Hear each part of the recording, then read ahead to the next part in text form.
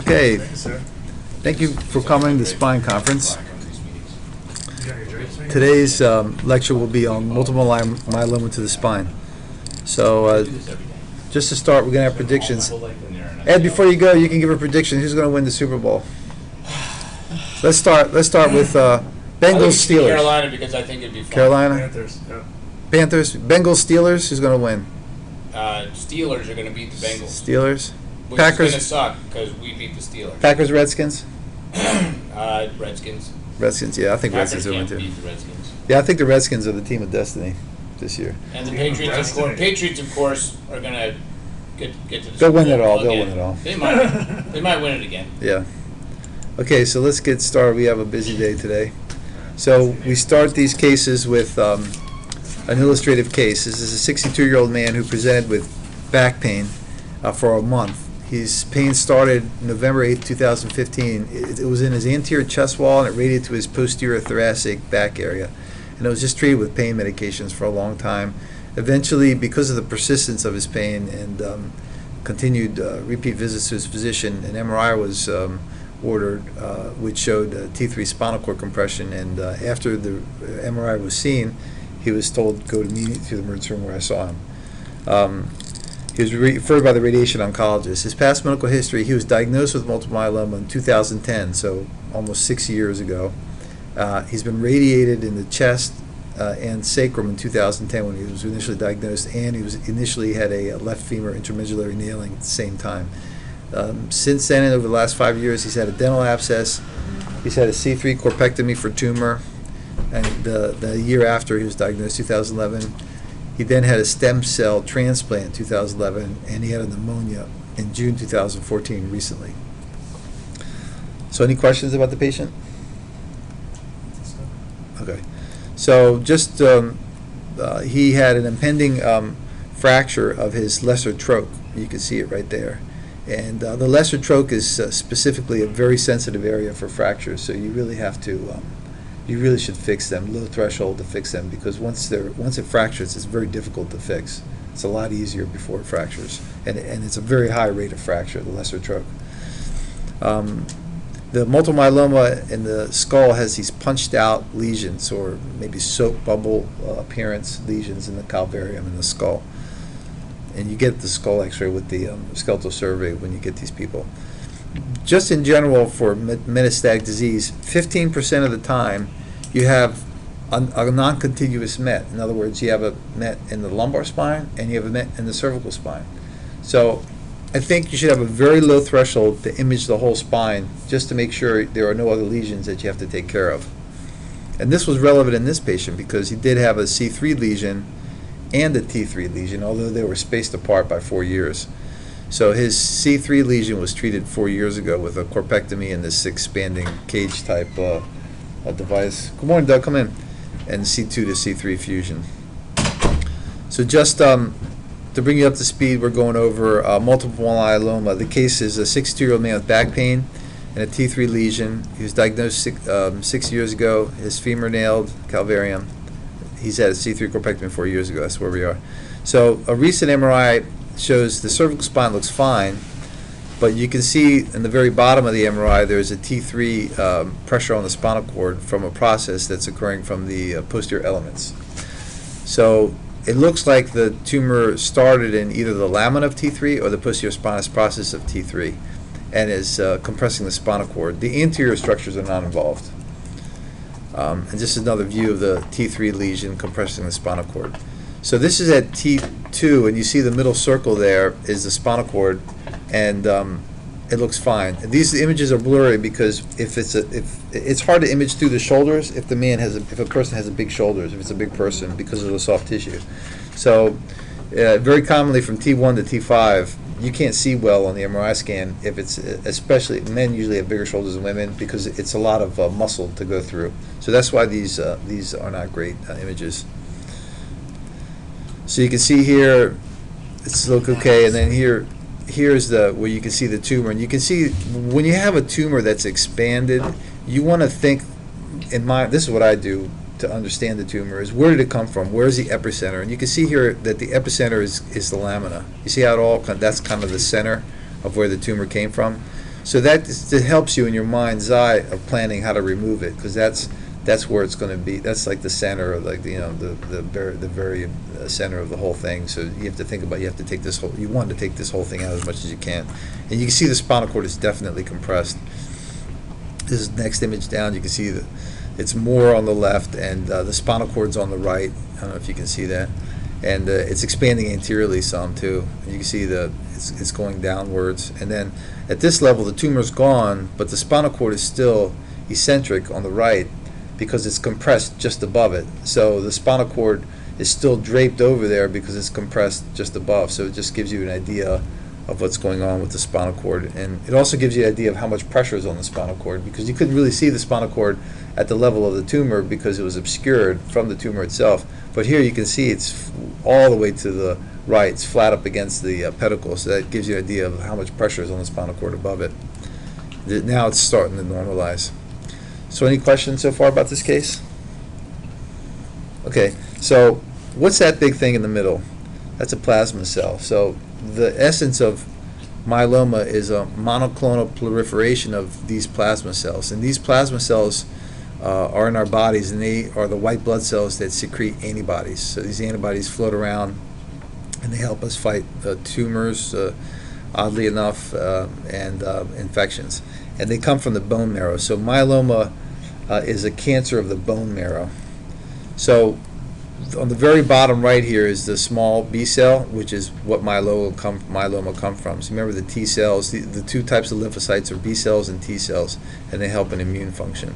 Now because these B cells are proliferating, there's a lot of them out there, and they crowd out other things. They crowd out normal lymphocytes, so that's why these patients get infections, and they crowd out red blood cells too, and that's why these patients get anemic. Okay, so these myeloma is radiosensitive, but it loses its susceptibility. So this is a classic case where the patient was initially treated with radiation, but then failed. So the radiation oncologist felt he could not radiate it anymore. The other issue is that there was obvious severe spinal cord compression. So in Powell's study in 2005, that was a randomized controlled study, showed it's very clear that patients with spinal cord compression from metastatic tumors do a lot better if you resect them surgically. They walk a lot longer. 84% versus 57% were able to walk after about 3 months, and they walk a lot longer. They walk more and they walk longer, 122 days versus 13 days only if you don't have surgery. And then patients who don't walk before the surgery, if you do surgery, 62% walk afterwards, but only 19% walk if you just do radiation and chemotherapy. So if the patient can tolerate surgery, surgery is a better way to go as far as walking is concerned, and clearly it's better. And that's just, you can have this decision tree, but not so helpful. So in this patient, he had obvious spinal cord compression. He was a relatively strong man, so I resected T2, T3, T4 posteriorly, removed as much tumor as we could. Remember, the bone was totally destroyed. There was nothing there. And by resecting all these posterior elements, and I went out, into the rib, took a lot of rib out, remember? So it was a big resection. That's why I felt we had to instrument and fuse it from T1 to T6. So basically the premise of this is I sort of treat these unstable tumors after you resect it like a long bone, 4 points above, 4 points below, just like you would a femur. It's just a side view. So any questions about the treatment of this man? So he did extremely well. We saw him post-op 2 weeks. He felt great, walking around, no problems at all.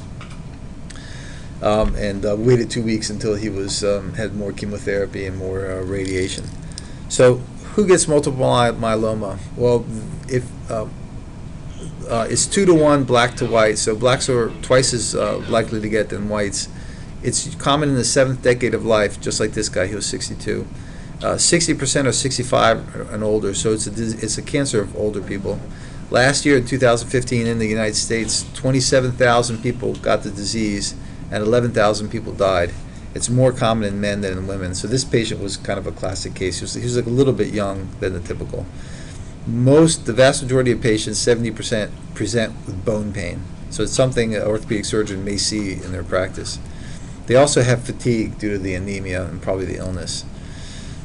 Other symptoms they get are, again, lytic bone lesions in the skull and other bones. They get infections, like this man had a pneumonia and a dental abscess because their antibodies are dysfunctional. They get the SPEP, seromonoclonal gammopathy. They get renal failure because these light chains are floating around their blood system and they damage the kidney. They get uremic, they get proteinuria, and the proteins in the urine are called Bence-Jones proteins. They're named after Henry Bence-Jones. He described it in 1847. He was an English physician. They get neuropathies. They get Raynaud's syndrome and they get neuropathy. Most common is carpal tunnel syndrome. Why they get carpal tunnel syndrome, I'm not sure. Maybe the swelling in their extremities. And they get anemia, as we discussed. So this is a normal bone marrow aspirate. And a normal bone marrow aspirate has less than 5% plasma cells, maybe usually around 2% plasma cells. So bone marrow aspirate is done by inserting a big needle, a Jamshidi needle, into the iliac crest and then aspirating slowly, and this is what it looks like. And patients with multiple myeloma, by definition, have more than 10% plasma cells. So when you look at it under the microscope, you see a lot of plasma cells. That's an important diagnostic criteria, but not the only criteria. I'll go into that more often. A peripheral smear shows that the red blood cells attach themselves in these strings called rouleau formation, and that's the antibodies themselves cause this abnormal formation in the red cells. So laboratory abnormalities in patients with multiple myeloma is they're anemic, leukopenic, thrombocytopenia. Again, their marrow is not functioning normally. Their albumin is low because they have all this globulin in their bodies. They're making these abnormal immunoglobulins and not normal proteins. Their kidneys are damaged, so they get increased creatinine and uric acid. They can be coagulopathic. They're hypercalcemic, which is very important from the bone destruction. Proteinuric, their sed rate's high. And we discussed the other ones. So serum protein electrophoresis is a critical test in diagnosing multiple myeloma, and you put a patient's blood and you put it in an agar gel and you put electricity and the different proteins migrate differently due to their electrical characteristics, and if you tag it you can see a spectrum of the proteins. Good morning, Alan. Good morning. And typically albumin is by far the most common protein in our bodies, but in patients with myeloma, you can see the bottom left, you have a spike which is the M spike, which is also called a monogammopathy. And you get the same spike in the urine. We're talking about multiple myeloma.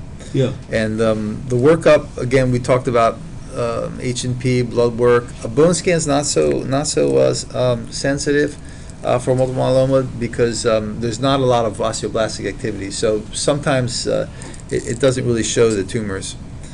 CAT scans of the chest, abdomen, pelvis can't rule out other metastatic foci. Multiple patients with multiple myeloma get end organ damage, and it's critical in making the diagnosis. The diagnosis of multiple myeloma is a clinical one, so we can remember it by the mnemonic CRAB. So I thought that was good for us because Maryland is for crabs. And CRAB, the C stands for hypercalcemia, again from the bone destruction. R is renal dysfunction, so they get uremic, they have elevated BUN creatinine. Creatinine, I think by definition is greater than 1.7. They get anemic, and they have bone lesions that we discussed already. So there's a spectrum of patients that have monoclonal gammopathies. So the lowest in the spectrum is monoclonal gammopathy of uncertain significance. The only positive thing these people have is a positive SPEP.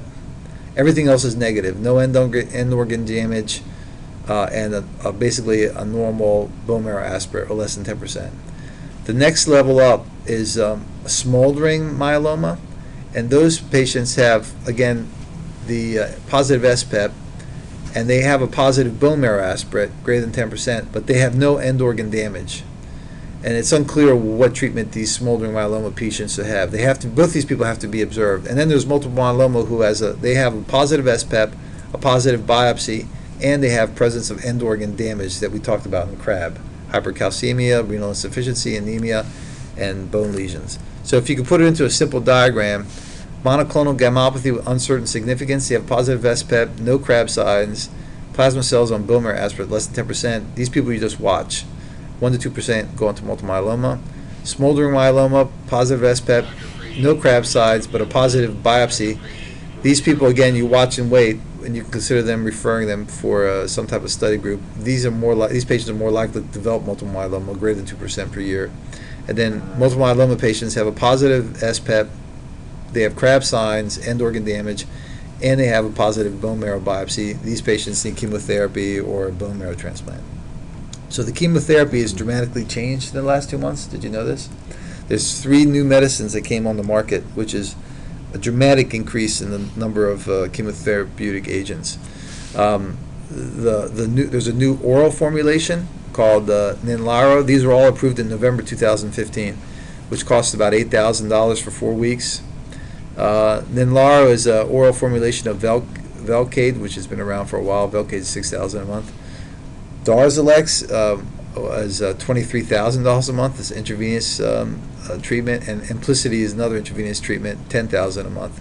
And all 3 of these are new chemotherapeutic agents that are better than the previous agents. By how much, I'm not sure, but I think extends life at least 7 to 8 months or so. That's just a gross simplification. These are the old treatments: thalidomide, Revlimid, Velcade, and dexamethasone. So there's a huge armamentarium now for multiple myeloma, which has changed the treatment just recently. If you can afford it. If you can afford it, it's a lot of money. External beam radiation does help. Stem cell transplant is also another option if the patient is young enough and strong enough. So you take autologous stem cells, you radiate everything, patient, etc., and then reinsert the stem cells. And all these treatments have made a dramatic improvement in the longevity for patients with multiple myeloma. So when we were in residency 20 years ago, I think it was like 20 months, something like that. And now it's 6-7 years of lifespan. So there's been a huge improvement in longevity with multiple myeloma due to the improvement mostly in the chemotherapy. And also early diagnosis. So early diagnosis has helped too, help patients with multiple myeloma. So that's multiple myeloma. Kind of a brief conference, sorry. So any questions about multiple myeloma, diagnosis, treatment? Okay. Doug, you have no questions? I always have a question. Anecdotes? Wait, so that patient was diagnosed initially in 2010? Yeah. And now we're up to 2016? He's 6 years. 6 years. Yeah. How would they present to you? Bone pain. So 70% of patients present with bone pain. Mhm. And maybe punched out lesions. And as an orthopedic surgeon, if you see a lesion of unknown primary, or you don't know what it is, you get a skeletal survey, CT, chest, abdomen, pelvis, and an SPEP. And the SPEP will probably be positive. Yeah, I was taught that you can diagnose multiple myeloma with a CBC, a SED rate, and SPEP. SPEP. Because they're typically anemic. Yeah. They have an elevated SED rate, and they have an abnormal SPEP. SPEP. We used to see tons of them when I was a resident. Yeah. The thing Because is- they're referred to the tertiary care. Right. And the classic X-ray sign is marrow packing disorder, where you see sort of at the metaphysis, you'll see endoscopic scalloping.